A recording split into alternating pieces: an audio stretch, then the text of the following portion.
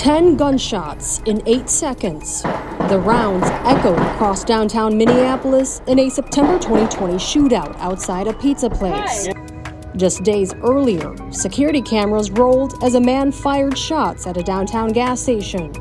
And in July of last year, some captured a car plowing through a crowd of people near a Nice Ride bike rack.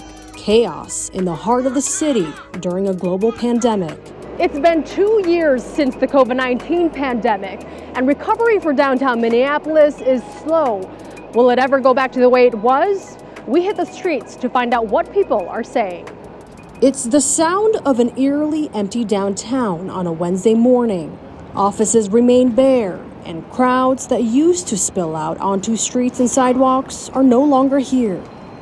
I'm seeing all the restaurants close, the offices close. What's that been like for you? What's your reaction? Not like, because I used to go dancing every weekend and everything, and you have to watch, is this place going to be open for places you want to go eat and stuff. There was a lot of people having fun down here. Since COVID passed, it got a lot of dull. Of the 200,000 that used to work downtown, less than half have returned, most working a hybrid schedule. That's just not how companies are organizing the work week anymore, and so that will have an impact on downtown and every downtown. Minneapolis Downtown Council President and CEO Steve Kramer has high hopes for the revitalization currently underway. He says soon more restaurants will open their doors and minority-owned businesses will fill vacant spaces to diversify the area. We've seen all the events coming back to downtown last year, and of course that'll continue this year. Professional sports, theater, live music. While the reawakening of downtown seems promising, crime seems to be threatening to unwind those efforts at every turn. It's rough. Going into a local Target downtown, people running in and out, stealing. Nobody's doing nothing to stop them. It's getting ridiculous. It's almost to the point where it's just like we're making our own rules. Since the lootings, the downtown Target has reduced its hours. Brianna Harvey has lived downtown for years. She witnessed the chaos that trailed the George Floyd riots, followed by police patrol numbers cut in half. It's like you're ruining our city that you live in. It's ridiculous. The city reports a 60% increase in thefts downtown since this time last year. Gunshot victims have more than doubled since this time last year, and assaults are up 13%. Young ones get into fights, we break it up all the time. Okay, that's pretty normal? Pretty normal. These photos show the scene of an innocent bystander killed when vehicles involved in a gun battle crashed into her in the North Loop. Commotion not only strikes on the streets, but it now overruns places that were typically untouched by crime. Basically, you're seeing more loitering and more violence and more drugs in the skyways. Albin Andalshek's office is located at the Lumber Exchange building off 5th and Hennepin.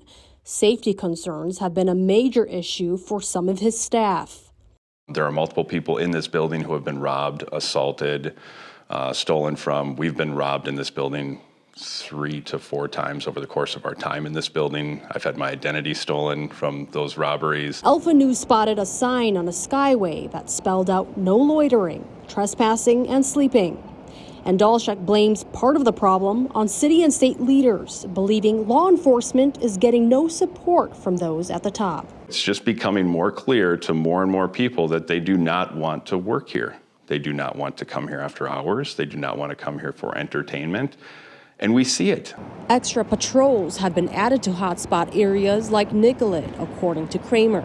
The Downtown Council was working with police and a number of community agencies to address safety issues. We're working hard with the police department, with the Hennepin County Sheriff's Office, with Metro Transit PD, with a number of community agencies to fashion and implement, as we always do, a very comprehensive safety program for everyone who wants to come and work and enjoy downtown.